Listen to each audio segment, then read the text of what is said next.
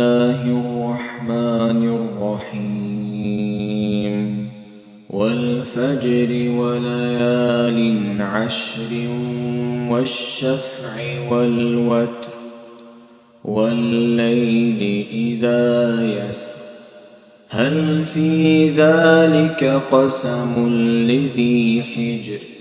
ألم تر كيف فعل ربك بعاد إرم ذات العماد التي لم يخلق مثلها في البلاد وثمود الذين جابوا الصخر بالواد وفرعون ذي الأوتاد الذين طغوا في البلاد فأكثروا فيها الفساد فصب عليهم ربك سوط عذاب إن ربك لبالمرصاد فأما الإنسان إذا ما ابتلاه ربه فأكرمه ونعمه فيقول ربي أكرمن وأما إذا ما ابتلاه فقدر عليه رزقه فيقول ربي أهانن كلا بل لا تكرمون اليتيم ولا تحاضون على طعام المسكين وتأكلون التراث أكلا لما وتحبون المال حبا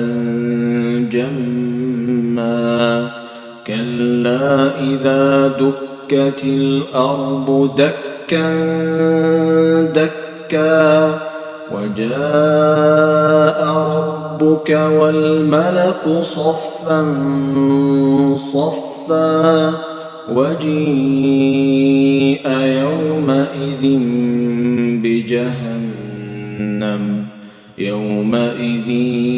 يتذكر الإنسان وأنى له الذكرى يقول يا ليتني قدمت لحياتي يقول يا ليتني قدمت لحياتي فيومئذ لا يعذب عذابه أحد ولا يوثق وثاقه أحد يا أيتها النفس المطمئنة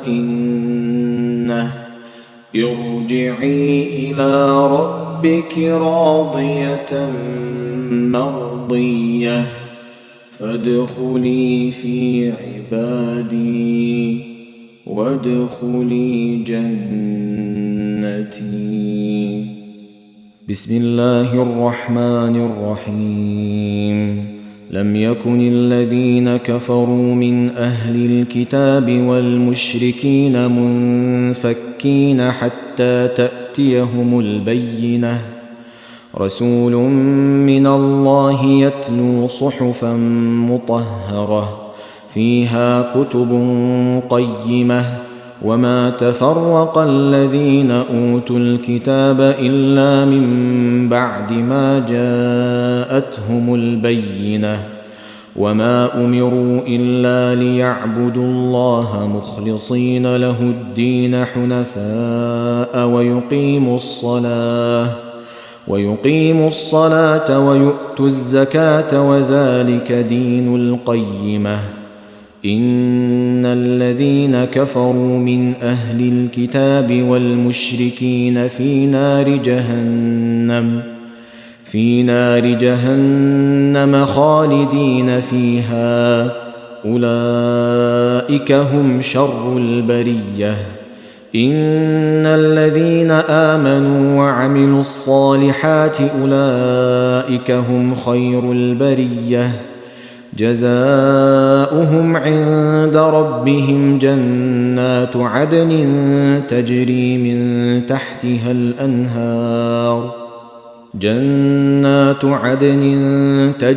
من تحتها الأنهار خالدين فيها أبدا رضي الله عنهم ورضوا عنه